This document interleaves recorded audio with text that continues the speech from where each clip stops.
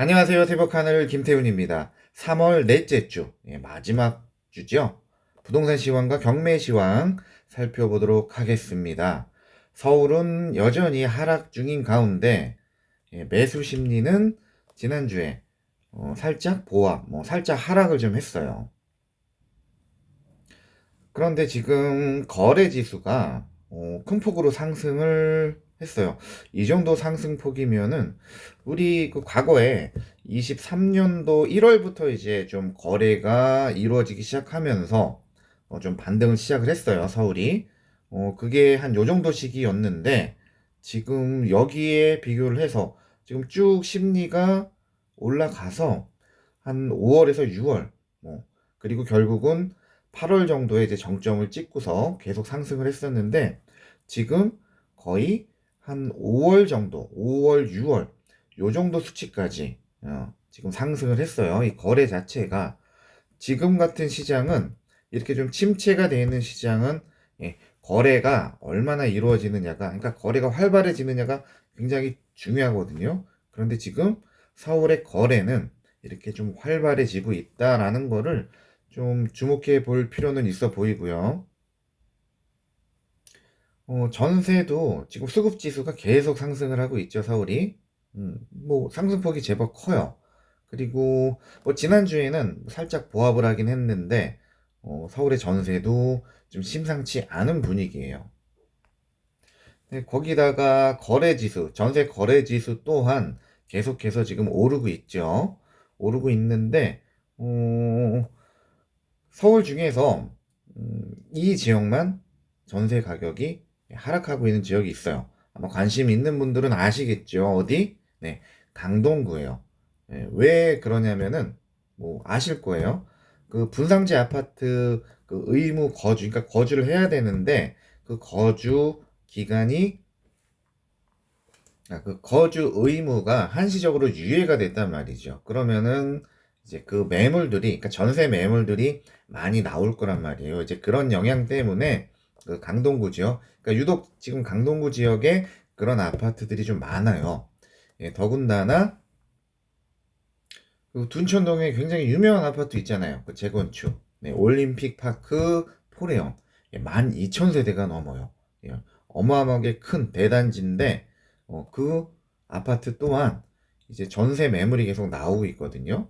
그 분상제, 그 거주, 그 의무 거주 그 유예 때문에. 그래서 그 현상들이 어느 정도 전세 가격 안정에 영향을 미칠 수는 있을 거예요. 그런데 그 파급력이 어느 정도나 될런지는 글쎄요, 좀 지켜봐야 될 것 같고요. 자, 이제 경매를 좀 살펴볼까요? 지난주 서울은 총 19건이 경매로 낙찰이 됐어요. 그 중에서 네, 삼성동 힐스테이트가 경매로 진행이 됐었네요. 한번 봐야죠. 전용 8사짜리예요. 15억 8,200에 낙찰이 됐어요. 시세를 좀 아시는 분들은 이렇게 싸게? 라는 생각은 분명히 가지시겠죠. 권리적으로 좀 문제가 있어요. 문제가 있다라기보다 전세권이 있죠. 선순위 전세권은 말소 기준이 될 때도 있고 안 될 때도 있죠. 그런데 될 때는 언제 배당 요구를 했을 때, 안 될 때는 배당 요구를 안 했을 때. 근데 배당 요구를 안 했어요. 그래서 이 전세금이 9억인데 이 9억 원은 그러니까 이건 이제 말소가 안 되는 거예요. 이 아래 내려와서 이 근저당이 말소 기준이고 자신을 포함해서 말소가 되고 전세권은 말소 기준이 아니니까 등기부에 안 지워지죠. 네, 인수를 해야 되는 거예요. 이 9억을. 그러면은 결과적으로 낙찰가는 얼마일까요? 9억을 더하면 되니까 24억 8,200. 시세가 어느 정도 하는지 볼까요? 최근 실거래된 게 작년 9월이네요. 27억 8천까지 이제 거래가 됐었고요. 현재 나온 매물은 일반층 기준으로 26억에 나와 있네요. 낙찰가는 10억 8천인데 9억을 인수를 해서 24억 8천, 그러면 26억, 뭐 한 1억 몇천만 원 정도 그렇게 싸게 낙찰이 됐어요. 뭐 인수를 해도 다행히 뭐 권리 분석을 잘못한 것 같진 않네요. 어, 그런데 참 이 강남 쪽은 이렇게 거의 하락의 폭이 없죠. 이렇게 없고 계속 이런 상황을 유지를 하고 있고요. 그런데 이제 여러분들이 제가 이제 지난주에도 좀 말씀을 드렸던 것 같은데, 자, 이제 뭐 강남 불패, 그리고 뭐 똘똘한 한채, 뭐 이런 것들, 그리고 양극화가 더 심해질 것이다. 이렇게 뭐 좋은 지역과 그렇지 않은 지역과의 양극화.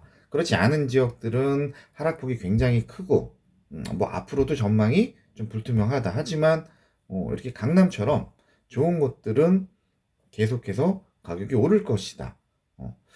어, 글쎄요. 근데 제 생각은 좀 다른 게요. 분명히, 어, 높은 위치에 있으면은 가격이 내려갈 수밖에 없다라고 저는 생각을 해요. 이제 그 시기상의 이제 문제일 뿐이고, 그래서 어찌 보면은, 이렇게 좀 가격이 여전히 높은 위치에 있는 그러한 아파트들은, 오히려 하락할 가능성이 더 크다라는 것을 여러분들이 좀 염두에 두어야 될 것 같아요. 뭐 어쨌건 하나를 더 살펴볼게요. 강서구에 있는 아파트를 이것도 전용 84제곱미터고요. 야, 이것도 입찰이 3명밖에 안 들어갔네요. 6억 300만 원에 낙찰이 됐어요. 자, 시세를 살펴보면 어, 예, 9억 8천, 뭐 거의 10억에 육박했었네요. 그리고 쭉 빠져서 최근에는 뭐 7억 살짝, 7억 250, 뭐 이 금액에 거래가 됐었고, 그리고 지금 매물 나와 있는 거는 요 7억 2천이 가장 저렴한 매물이네요. 낙찰가는 6억 300, 거의 1억 2천 정도 싸게 낙찰이 됐어요. 권리적인 문제, 뭐 특별한 게 없어요. 이거 낙찰 잘 받았죠. 서울은 이런 건들이 계속해서 꾸준히 있어요. 이제 경기도로 넘어가서 경기도도 여전히 계속 하락 중이죠. 매수 심리를 보면은 뭐 약간 하락을 했어요. 살짝 좀 하락을 했고, 하지만 거래 지수는 계속 상승을 하고 있고요. 전세는 그 수급 지수가 계속해서 거침없이 지금 상승을 하고 있어요. 그리고 전세 거래 지수도 뭐 꾸준히, 뭐 지난주는 거의 보합 정도의 수준이네요. 어쨌건 전세 거래에 대한 것도 계속해서 지금 상승 중에 있다. 이제 뒤에서 인천도 볼 거지만 이제 인천까지 이런 분위기가 쭉 간다면은 수도권은 좀 장기적으로 전세가 상승으로 쭉 갈 가능성이 좀 높아 보이겠죠. 좀 이따가 이제 인천을 살펴보도록 하고요. 자, 이제 경기도 경매를 좀 볼 건데, 지난주에는 65건의 아파트가 낙찰이 됐어요. 숫자가 그래도 좀 돼요. 되고, 그런데, 왜 지난주에는, 제가 지난번 영상에는 인천에 굉장히 많은 사람들이 이렇게 몰리고 있다. 그런 현상들을 좀 보여드렸는데, 한 주 사이에 또 분위기가 바뀌었어요. 이제 인천에서 경기도로 막 넘어온 분위기예요. 한번 살펴볼까요? 평내동에 있는 아파트네요. 오남 파스트빌. 자, 84제곱. 층도 좋아요. 12층이면은 뭐 12층 괜찮죠? 와, 43명이 입찰에 참여를 했어요. 꽤 많이 했어요.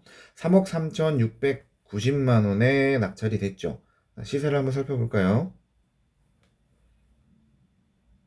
최근에 3억 3천, 뭐 3억 5천 뭐 이렇게 거래가 됐었고요. 지금 3억 3,500짜리 매물이 있어요. 네, 여기 있죠. 3억 3,500, 그 6층. 그냥 사도 될 것 같은데 다시 낙찰가 좀 볼까요? 3억 3,690만 원. 아까 그 3억 3,500에 살 수 있는 매물이 있다고 했죠. 그래서 이런 거는 음, 이길 수도 없고 또 이겨서도 안 돼요. 뭐 이러려고 경매를 하는 게 아니겠죠. 네, 그런 반면에 어, 경기도가 대체적으로 좀 입찰자 수가 많았고요. 낙찰가율도 그러니까 시세 대비 좀 평상시보다 좀 높게 낙찰이 됐어요. 지난주 대체적으로 그래요. 그런데 이 물건을 한번 보자고요. 구리시 갈매동에 진행됐던 아파트. 전용 113인데 요거는 12명밖에 안 되네요. 뭐 43명 막 이런 분위기에서 갑자기 참여한 인원이 많이 줄어들었죠. 낙찰가가 8억 3,500이에요. 시세를 한번 볼게요.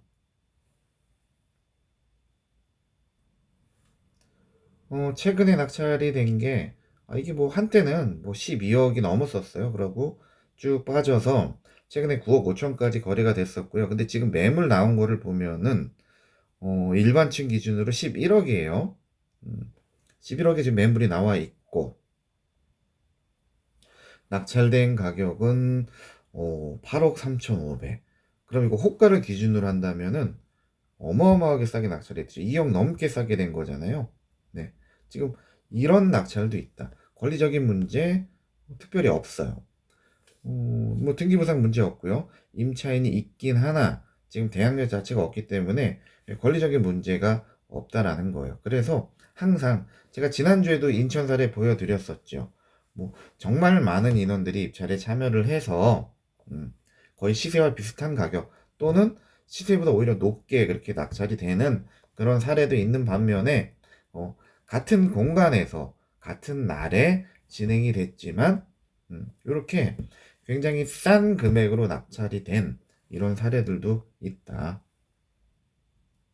과연 무슨 차이가 있는 것인지 여러분들이 계속 영상을 보시다 보면은 분명히 이런 차이점이 어떤 것들이 차이점이 있는지를 조금씩 좀 느끼게 되실 거예요.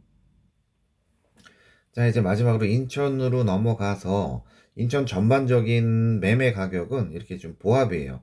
하지만 이미 뭐 남동구라든지 아니면은 서구, 그리고 중구까지도 지금 상승세로 전환한 지가 몇 주 됐어요. 이런 지역들은 이제 계속 매매 가격이 오르고 있다. 그리고 뭐 한 주간 그 상승 탑 랭킹, 그러니까 탑 10 안에 그래도 인천이 두 개나 올라가 있어요. 서구 그리고 남동구 좀 요렇게가 그래도 전국적으로 봤을 때 상승폭이 가장 높은 탑 10에 올라와 있다라는 점을 좀 체크해 두시고요. 지난주 매수 심리는 뭐 살짝 주춤 거의 뭐 보합 정도를 지금 유지한 분위기고요. 거래 지수는 살짝 하락을 했다가 다시 지금 좀 반등을 했죠. 인천 아파트 전세는 뭐 이렇게 계속해서 좀 상승을 하고 있고요. 수급 지수도 계속 100 위에서 이렇게 뭐 유지를 하고 있죠. 근데 무엇보다도 그 전세 거래가 이제 엄청 활발해지고 있어요. 지금 굉장히 또 큰 폭으로 이렇게 상승을 했단 말이죠. 그럼 결과적으로 자, 서울, 경기, 마지막으로 인천까지 이제 전세는 확연한 상승장으로 이제 전부 다 돌아섰어요. 인천이 이제 가장 늦게 이제 올라탄 거죠. 그래서 한동안 그러니까 꽤 오랜 기간 동안 전세 가격은 지속적으로 상승할 가능성이 높아요. 과거에도 그랬고. 그래서 뭐 요 점을 여러분들이 좀 염두에 둬야 될 것 같고요. 그리고 일각에서는 이제 그런 얘기들을 많이 해요. 다시 이제 전세가 이렇게 상승을 하니까 이 전세가가 매매가를 밀어 올릴 것이다. 이제 라는 얘기들을 해요. 그런데 이 얘기는 수도권에는 맞지 않아요. 그리고 지금 상황에서는 아직 한참 멀었어요. 전세가가 매매가를 밀어 올리기 위해서는 훨씬 더 전세가율이 높은 상황까지 지금 올라와 있어야 돼요. 그런데 수도권 중에서 인천 같은 경우는 좀 다를 수 있어요. 인천은 통상적으로 전세가율이 좀 높은 상태에서 이 상태로 전세가가 무섭게 치고 올라간다면은 뭐 매매가에 영향을 미칠 수도 있어요. 근데 단순 그 이유라기보다 인천은 그동안 매매가가 워낙 많이 떨어지기도 했고 수도권, 서울, 경기가 반등을 하는 동안 인천은 반등을 못하고 있었어요. 왜냐면 입주 물량 때문에. 그러한 이유로 인천 같은 경우는 전세가가 막 더 급격하게 오른다 하면은 매매가에도 영향을 미칠 수가 있다. 하지만 서울과 경기 같은 경우는 좀 다른 얘기예요. 그런 어떤 매스컴이나 그런 이야기들을 듣고서 여러분들이 다시금 좀막 서울 경기에 대한 좀 불안한 마음이 좀 있으신 것 같은데, 아직까지는 그 정도 단계는 아니다라고 저는 이제 말씀을 드리고 싶고요. 자, 이제 인천의 경매를 살펴봐야죠. 15건. 인천은 항상 뭐 요 정도 숫자죠. 15건인데 확연히 입찰에 참여하는 인원이 좀 줄긴 했어요. 뭐 이런 걸 봐도 뭐 단독 뭐 막 이래요. 지금 대체적으로 인원이 뭐 이편 세상 뭐 이런 것도 10명. 확연히 분위기가 좀 달라지긴 했죠. 그 중에서 요걸 한번 볼 거예요. 공촌동에 있는 거 이거를 좀 봐야겠네요. 공촌동 14. 얘를 볼게요. 청학동에 있는 전용 84. 작년 11월에 2억 6,600에 낙찰이 됐다가 이제 불허가가 되고, 이거 단독 입찰이었네요. 그리고 2억 8,300에 최근에 이제 낙찰이 됐어요. 6명이 입찰에 참여를 했고요. 근데 얘 시세를 보면 이렇게 좀 빠졌다가 지금 반등을 하고 있는 분위기고, 3억 6천에 최근 실거래가 됐었고, 현재는 가장 저렴한 매물이 3억 8천이에요. 근데 아까 낙찰가 얼마라고 했죠? 2억 8,300. 1억 가까이 싸게 낙찰이 된 거예요. 와, 이럴 수가. 인천이 대체적으로 낙찰가율이 높은 동네인데, 더군다나 전용 84 국평인데, 이유를 보니까 말소 기준인데 임차인이라면 지금 대항력이 있어요. 그러니까 선순위 임차인 그런 유형이고, 만약에 이 임차인이 그러니까 이 점유자가 임차인이 맞다면 이 보증금 전액을 낙찰자가 인수를 해야 되겠죠. 네, 왜냐면 대항력이 있으니까. 그런데 지금 동거인이라고 나와 있어요. 누구의 동거인? 이 채무자 겸 소유자의 동거인으로 나와 있어요. 그러면은 동거인은 만약에 임차인이라면 대항력이 있다 없다? 네. 동거인이란 그 이유 자체로 대항력이 없진 않아요. 단지 그 이유만으로 대항력이 부정되지는 않지만, 이런저런 정황상, 그러니까 실질적으로 요거는 현황 조사를 좀 해봐야 되는 문제인 거죠. 누가 실질적으로 점유를 하고 있는지, 그게 가장 중요할 것이고요. 점유를 하고 있다면은 어떠한 목적으로 누구와 함께 그렇게 점유를 하고 있는지, 그런 몇 가지 정도만 체크를 한다면 이 점유자가 난 임차인이다라고 주장을 했을 때 그 주장을 반박을 할 수 있는, 그리고 결과적으로 인도명령이든 또는 명도소송이든 그 과정에서 이길 만한 그런 몇 가지 정황들만 확보를 하고 있다면 굉장히 잘 받은 거죠. 1억 가까이 싸게 낙찰을 받은 거니까. 그런데 대략적으로 봤을 때는 충분히 좀 가능성이 있어 보여요. 그리고 입찰에 참여한 사람들도 그런 내용을 체크를 했겠죠. 네, 이건 당연히 그런 것들이 체크가 돼야지만 입찰을 할 수 있는 유형이니까요. 어쨌건 이렇게 해서 수도권을 전부 다 좀 살펴봤고요. 어제는 정말 날씨가 순식간에 막 따뜻해지더라고요. 뭐 20도가 넘었었죠, 어제. 정말로 본격적으로 봄이 오는 게 아닌가 싶어요. 그리고 지금 이 부동산 시장도 뭐 수도권을 비롯해서 좀 봄이 오고 있지 않나, 좀 이런 것들이 느껴지네요. 오늘은 여기까지 마무리하도록 하고요. 또 다음 주에 반갑게 찾아뵙도록 하겠습니다. 감사합니다.